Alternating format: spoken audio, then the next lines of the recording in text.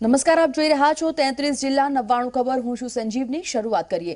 સુરતમાં વેડ રોડના ફ્લેટમાં પ્રેતના આતંકની અફવા ફેલાઈ રહી છે. ઘરના લોકોએ જણાવ્યું કે ઘરમાં એકાએક તમામ કપડાં ફાટી જાય છે, રૂપિયા વાયર પણ કપાઈ જાય છે. 13 વર્ષના બાળકના પહેરેલા કપડાં પણ ફાટ્યા હોવાનું જણાવ્યું.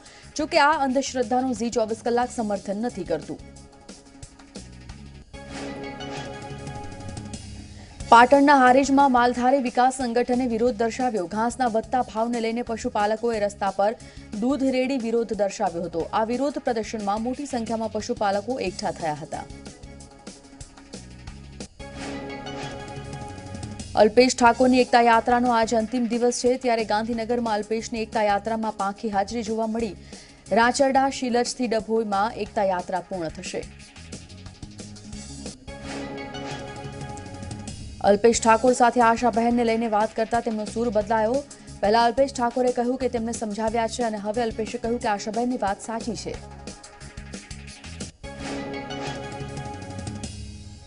ડેપ્યુટી સીએમ નીતિન પટેલ અમદાવાદની સિવિલ હોસ્પિટલની મુલાકાત લીધી હતી. નવી સિવિલ હોસ્પિટલનું તેમણે નિરીક્ષણ કર્યું હતું. સાથે જ નવનિર્મિત કામોનું નિરીક્ષણ કર્યું હતું. આરોગ્ય કમિશનર પૂનમચંદ પરમારે પણ નીતિન પટેલની મુલાકાત દરમિયાન હાજરી આપી હતી. સુરત મહાનગરપાલિકાનું ડ્રાફ્ટ બજેટ રજૂ કરવામાં આવશે, જેમાં 5,599 કરોડ રૂપિયાના ડ્રાફ્ટ બજેટ પર સ્થાયી સમિતિની બેઠકમાં મેરેથોન ચર્ચા કરાશે. ચૂંટણીને લઈને બજેટના કદમાં ફેરફાર થવાની શક્યતા છે, જ્યારે સમિતિના 495 કરોડ રૂપિયા મંજૂર કરવા માટે પૂર્વ શાસકો મંથન કરશે. સુરત મનપા સેન્ટ્રલ ઝોન વોટર બિલ માફ કરતા વિવાદ વકર્યો છે. મનપાએ 21 મિલકતના બિલના રૂપિયા 82.14 લાખ રૂપિયા માફ કરવાનું કહ્યું. જીપીએમસી એક્ટ 1949 હેઠળ બિલ માફીની દરખાસ્ત તૈયાર કરવામાં આવશે. હાર્દિકની પત્ની કિંજલ હવે ટ્વિટર પર એક્ટિવ થઈ ગઈ છે. કિંજલ પટેલ અત્યાર સુધીમાં 4 ટ્વીટ કર્યા છે. કિંજલને 750થી વધુ લોકો ફોલો કરે છે, ત્યારે એકાઉન્ટ કિંજલ અને તેની ટીમ ઓપરેટ કરે છે. અમદાવાદમાં કોચરબ આશ્રમ ખાતે કોંગ્રેસે ધરણા યોજ્યા. હિન્દુ મહાસભાએ ગાંધીજીના પુતળા પર ગોળીઓ ચલાવી અપમાન કર્યું હતું, જેને લઈને કોંગ્રેસે ધરણા કર્યા. મોટી સંખ્યામાં કોંગી કાર્યકર્તાઓ જોડાયા તો ઇમરાન ખેડાવાલા, શહેર પ્રમુખ શશિકાંત પટેલ સહિતના નેતા હાજર રહ્યા. અમિત ચાવડા પણ ઉપસ્થિત રહ્યા. ધરણામાં હાજર રહેલા અમિત ચાવડાએ જણાવ્યું કે ગાંધીજીનું અપમાન નહીં સહન કરીએ. આજ સુધી આવું નથી થયું. ગોડસેનું સન્માન અને ગાંધીજીનું અપમાન કરાયું છે.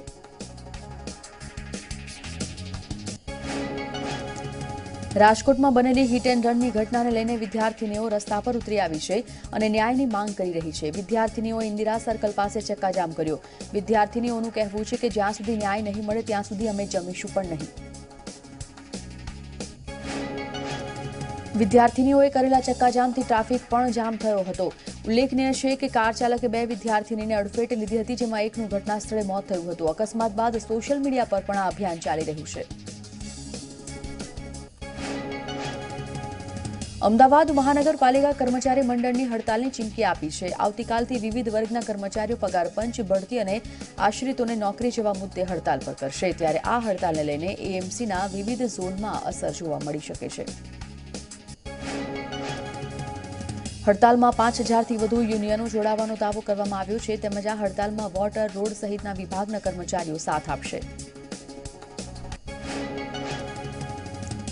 વલસાડમાં આવેલા દમણ મશાલ ચોક ખાતે બેંક ઓફ મહારાષ્ટ્રમાં એક કાર ઘૂસી ગઈ. મારુતિના કાર ચાલકે સ્ટીયરિંગ પરથી કાબુ ગુમાવતા બેંકનો દરવાજો તોડીને કાર બેંકમાં ઘૂસી ગઈ. સવારે બેંક બંધ હોવાથી જાનહાનિ ટળી. બનાસકાંઠાના લાખાણીના ભાકડિયાલ ગામે ચાર્જમાં મૂકેલો મોબાઈલ અચાનક ફાટી ગયો. મોબાઈલ ફાટતા મોબાઈલમાં આગ લાગી ગઈ હતી અને મોબાઈલ બળીને ખાખ થઈ ગયો હતો. મોબાઈલ ફાટતા ઘરમાં નુકસાન થયું હતું, જોકે સદનસીબે કોઈ જાનહાનિ નથી. બનાસકાંઠાના પાલનપુર નગરપાલિકાએ 4 દુકાનો સીલ કરી. પાલિકાએ ભાડા પેટે આપેલી દુકાનોનું દુકાનદારોએ ભાડું ન ભરતા દુકાનો સીલ કરાઈ.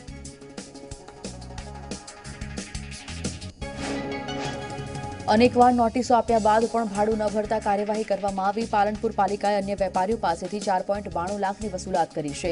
મહત્વનું છે કે નગરપાલિકાએ શહેરમાં 1200 દુકાનો આપેલી છે લીઝ પર.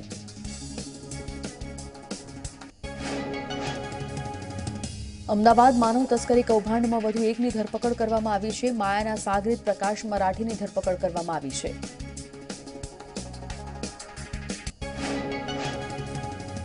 ભાવનગર, બોટાદ અને ડાકોરમાં કિશોરીઓ વેચી હોવાનો ખુલાસો સાગરીતોએ કર્યો છે. ત્યારે હવે કિશોરીઓને પરત લાવવા પોલીસે સર્ચ ઓપરેશન શરૂ કર્યું છે. ત્યારે કિશોરીઓને ખરીદનાર વ્યક્તિ વિરુદ્ધ પણ પગલાં લેવામાં આવશે.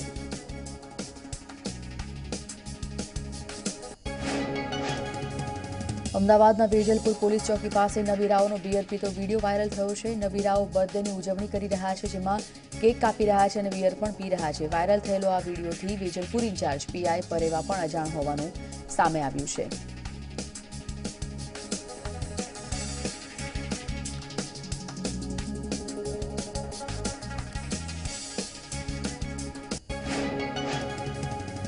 મહેસાણાના રામપુરાના કુકસમાં જૂથ અથડામણની ઘટના સામે આવી. આડા સંબંધને લઈને આ જૂથ અથડામણ થઈ હોવાનું સામે આવ્યું છે, જેમાં ઘાતકી હથિયાર સાથે હુમલો કરતા 2 લોકો ઇજાગ્રસ્ત થયા હતા. ઇજાગ્રસ્તને સારવાર માટે સિવિલ હોસ્પિટલ ખસેડવામાં આવ્યા હતા, જ્યાં બંનેનું સારવાર દરમિયાન મોત થયું. મહેસાણા તાલુકા પોલીસે સમગ્ર મામલે 7 લોકો સામે ગુનો નોંધી વધુ તપાસ આરંભી છે.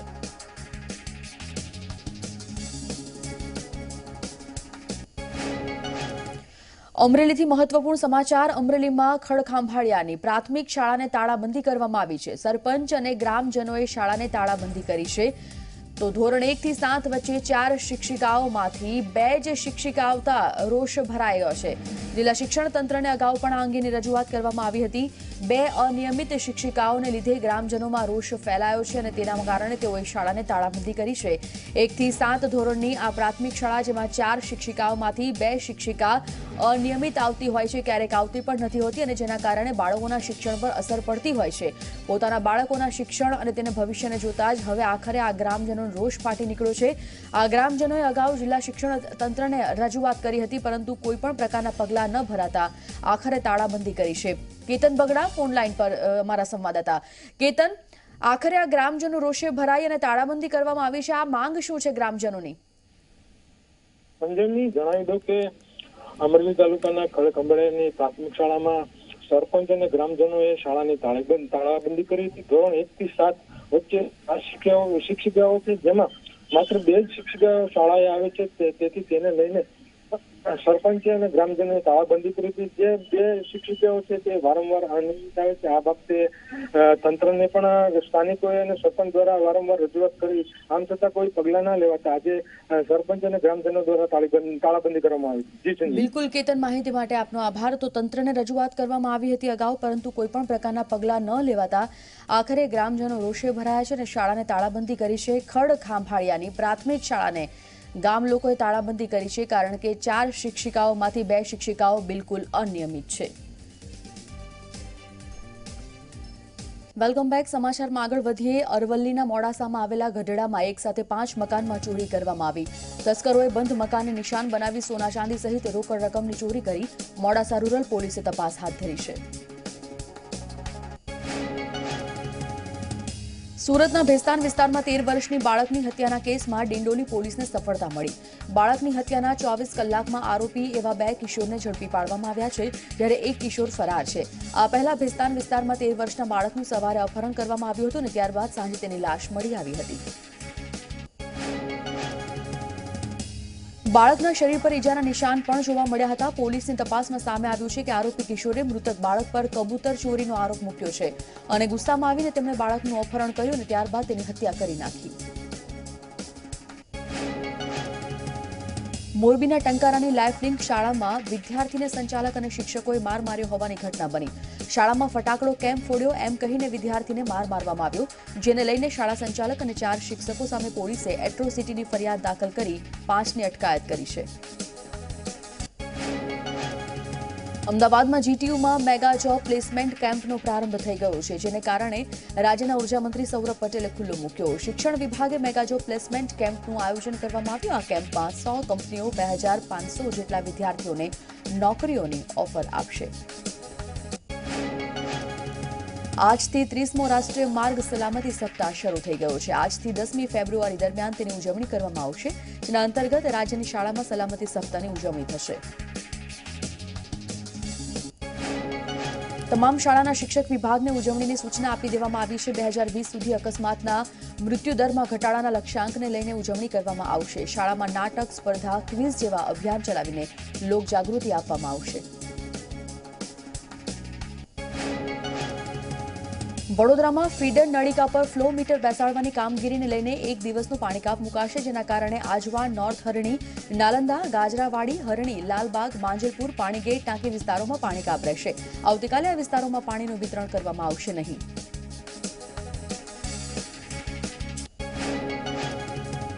વડોદરાના વાઘોડિયાની ભાડોળ ખુર્દ નર્મદા માઇનોર કેનાલમાં ગાબડું પડ્યું. નર્મદામાં 5 ફૂટનું ગાબડું પડતા હજારો લીટર પાણીનો વેડફાટ થયો.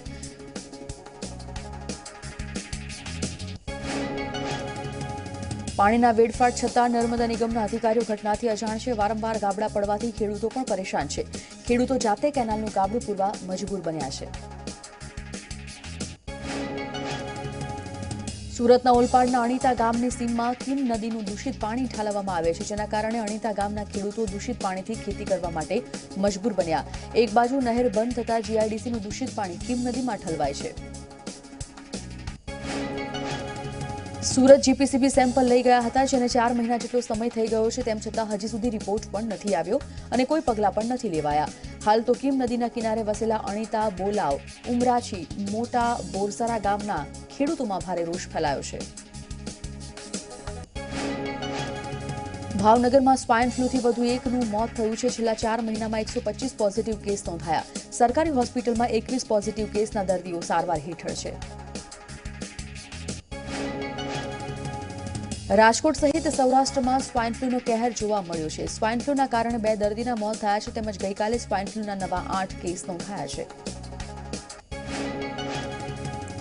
34 દિવસમાં 124 પોઝિટિવ કેસ નોંધાયા, ત્યારે હાલમાં 34 દર્દીઓ સારવાર હેઠળ છે, જેમાં રાજકોટ ગ્રામ્યના 7, શહેરના 13 દર્દી સારવાર હેઠળ છે. તેમાં અન્ય જિલ્લાના પણ 14 દર્દી રાજકોટમાં સારવાર લઈ રહ્યા છે.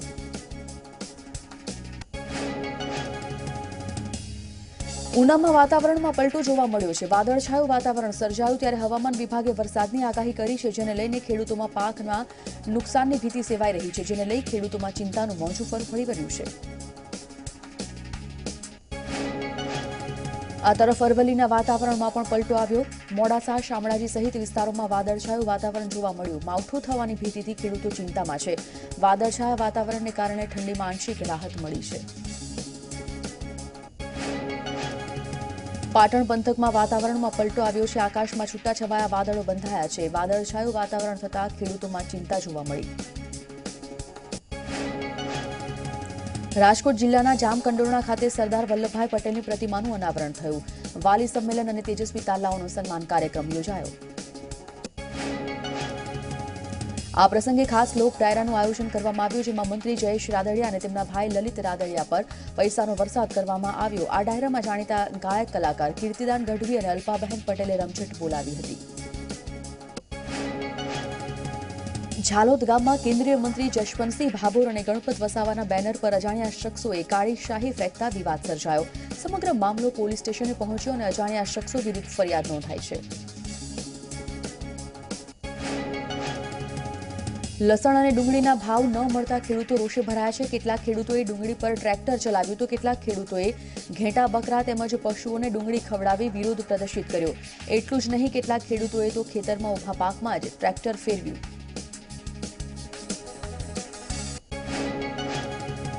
ગાંધીજીના પુતળાને ગોળી મારતા વીડિયોનો વિરોધ કરવામાં આવ્યો છે. કોંગ્રેસ આવતીકાલે સમગ્ર દેશમાં વિરોધ પ્રદર્શન કરશે. તમામ પ્રદેશ અધ્યક્ષને આ બાબતે સૂચના અપાઈ છે.